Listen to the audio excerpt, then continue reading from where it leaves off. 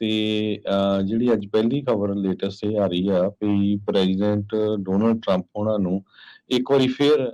ਜਿਹੜਾ ਆ ਇੰਡਾਈਟ ਕੀਤਾ ਗਿਆ ਹੈਗਾ। ਤੇ ਪ੍ਰੈਜ਼ੀਡੈਂਟ ਟਰੰਪ ਤੇ ਉਹਨਾਂ ਦੇ 18 ਦੇ ਕਰੀਬ ਹੋਰ ਐਲਾਈਜ਼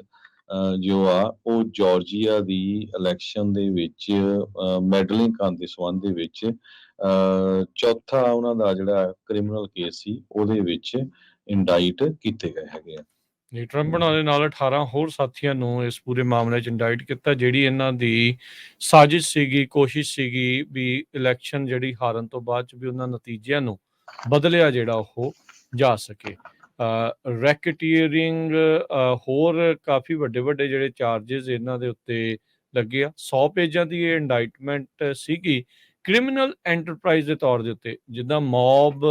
ਬੌਸ ਤੇ ਮੌਬਸ ਨੂੰ ਕਹਿੰਦੇ ਆ ਵੀ ਕੀਤਾ ਜਾਂਦਾ ਇੰਡਾਈਟ, ਉਸ ਹਿਸਾਬ ਦੇ ਨਾਲ ਜਾਰਜੀਆ ਦੀ ਅਟਲਾਂਟਾ ਦੀ ਜਿਹੜੀ ਡਿਸਟ੍ਰਿਕਟ ਅਟਰਨੀ ਆ ਉਸਨੇ ਡੋਨਲਡ ਟਰੰਪ ਨੂੰ ਚਾਰਜ ਜਿਹੜਾ ਉਹ ਕੀਤਾ ਆ harassing election worker who faced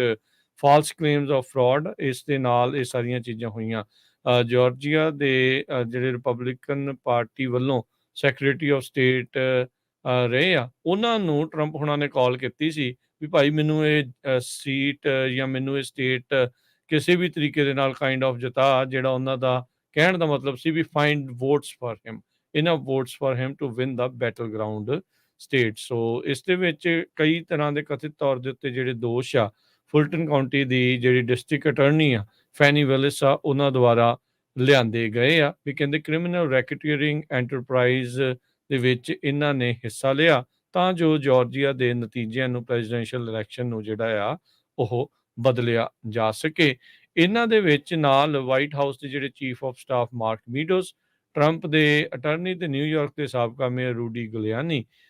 ਇਸ ਦੇ ਨਾਲ ਟਰੰਪ ਐਡਮਿਨਿਸਟ੍ਰੇਸ਼ਨ ਦੇ ਜਸਟਿਸ ਡਿਪਾਰਟਮੈਂਟ ਦੇ ਅਧਿਕਾਰੀ ਜੈਫਰੀ ਕਲਾਰਕ ਤੇ ਉਸ ਟਾਈਮ ਦੇ ਉੱਤੇ ਜਿਨ੍ਹਾਂ ਨੇ ਮਦਦ ਕੀਤੀ ਸੀਗੀ ਜਾਰਜੀਆ ਦੇ ਇਹਨਾਂ ਨਤੀਜਿਆਂ ਨੂੰ ਬਦਲਣ ਦੇ ਲਈ, ਤੇ ਨਾਲ ਜੌਨ ਈਸਟਮੈਨ, ਸਿਡਨੀ ਪਾਵਲ, ਕੈਨਥ ਚੈਸਬਰੋ, ਇਹ ਜਿਹੜੇ ਇਹਨਾਂ ਦੇ ਲੀਗਲ ਜਿਹੜੇ ਐਡਵਾਈਜ਼ਰ ਸੀਗੇ ਜਾਂ ਇਹਨਾਂ ਦੇ ਵਕੀਲ ਸੀ, ਉਹਨਾਂ ਨੂੰ ਵੀ ਇਸ ਮਾਮਲੇ ਦੇ ਵਿੱਚ ਇੰਡਾਈਟ ਜਿਹੜਾ ਆ ਉਹ ਕੀਤਾ ਗਿਆ ਆ। ਤੇ ਉਹ ਕਹਿ ਰਹੀ ਆ ਜਿਹੜੀ ਡਿਸਟ੍ਰਿਕਟ ਅਟਰਨੀ ਆ ਵੀ ਉਹ ਟਰਾਇਲ ਦੀ ਜਿਹੜੀ ਡੇਟ ਆ ਅਗਲੇ 6 ਮਹੀਨਿਆਂ ਦੇ ਵਿੱਚ ਚਾਹੁੰਦੇ ਆ। ਕੱਲ ਇੱਕ ਟਾਈਮ ਦੇ ਉੱਤੇ ਇਹਨਾਂ ਦੇ ਦੁਆਰਾ ਇੱਕ